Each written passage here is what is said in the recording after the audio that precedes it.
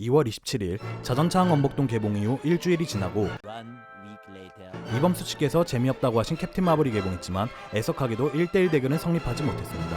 오히려 10억짜리 영화 한 거가 100만 누적 관객 수를 기록하면서 자전차항 원복동을 거의 10배 가까운 스코어로 제압해버리는 기이한 현상이 일어나버리고 말았죠.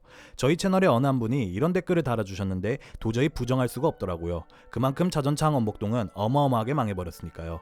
근데 여기저기에 소문을 들어보니 자전차항 원복동이 그냥 망한 수준이 아니더라고요. 이거 자칫 잘못하면 멀쩡한 회사가 휘청거릴 정도로 치명적인 실패가 될지도 모르겠네요.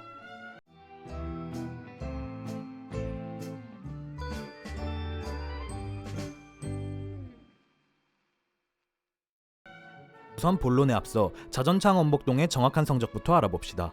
3월 12일 기준 영화진흥위원회의 통계에 따르면 자전차항 원복동의 누적 성적은 관객수 16만 9,377명, 누적 매출액은 12억 원 정도로 손익분기점으로 예상되는 400만 명을 한참 밑도는 성적으로 마감할 것으로 예상됩니다.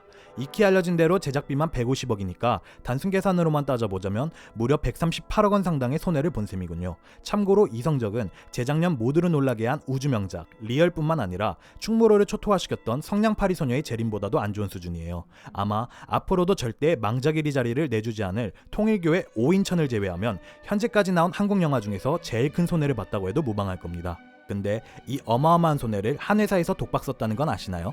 거대 자본이 투입되는 영화 사업 특성상 여러 곳에서 투자를 받아 제작비를 충당하는 구조가 일반적이다 보니 이런 일은 정말 드물긴 합니다만 이 영화의 제작, 배급을 맡은 셀트리온 엔터테인먼트가 외부 투자 없이 전부 자회사의 자본으로 제작비를 충당하여 강행한 결과 손해가 분담되지 않았기 때문입니다.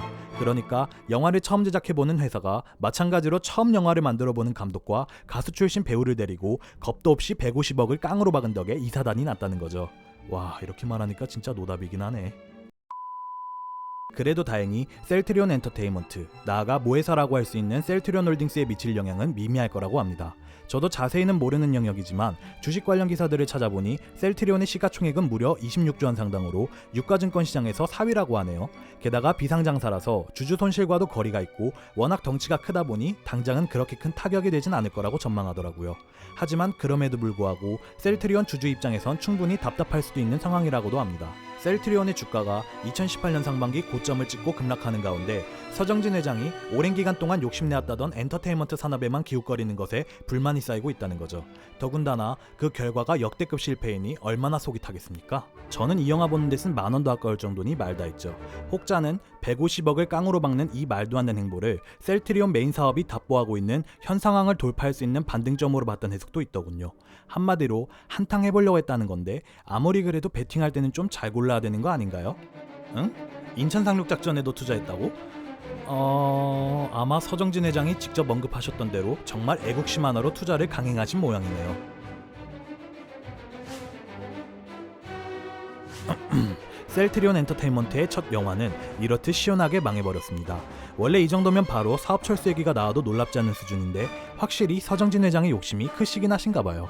이 영화에 이어서 JTBC의 나의 나라란 드라마에 200억 상당, SBS의 백악본드란 드라마에 250억 상당을 벌써 투자하셨다고 합니다. 150억, 200억, 250억. 와, 확실히 자금력 하나만큼은 장난 아니긴 하네요. 한동안 셀트리온 엔터테인먼트의 공격적인 투자는 계속될 거라고 봐도 무방할 것 같습니다. 물론 저 작품들마저 망해버리면 얘기가 달라질지도 모르겠지만요. 이렇듯 자전차항 원복동의 금전적인 손해는 예상보다 치명적이지 않았습니다. 하지만 저는 자전차항 원복동의 실패가 뼈아픈 진짜 이유는 금전적인 손해가 아닌 이 영화의 제작 과정, 홍보 과정에서 보여준 총체적 난국이라고 생각해요. 150억이나 들어간 영화에서 중간에 감독이 촬영 현장을 떠나는 것만으로도 엄청난 실책인데 이걸 두고 또 제작사와 감독이 티격태격되질 않나. 커뮤니티 유저들도 찾아낸 자전거 도둑 논란을 해당 인물로 영화를 만든다는 제작진이 알지도 못했다고 하질 않나. 국뽕이 뭐가 나쁘냐, 자전거 도둑이 뭐가 나쁘냐, 감독이 열심히 어그로인지 쉴드인지 분간도안갈 변호를 하는 와중에 주연 배우가 소주 한잔 했다면서 인스타그램으로 대뜸 고해성사라고 그 한편으론 조직적인 여론 통제 의혹에 휩싸기도 하는 등 아주 시작부터 끝까지 개판이었습니다. 일일이 나열해보니 충격적일 정도네요. 자전차항 원복동의 실패는 앞으로도 반면교사로서 계속 화제될 것입니다.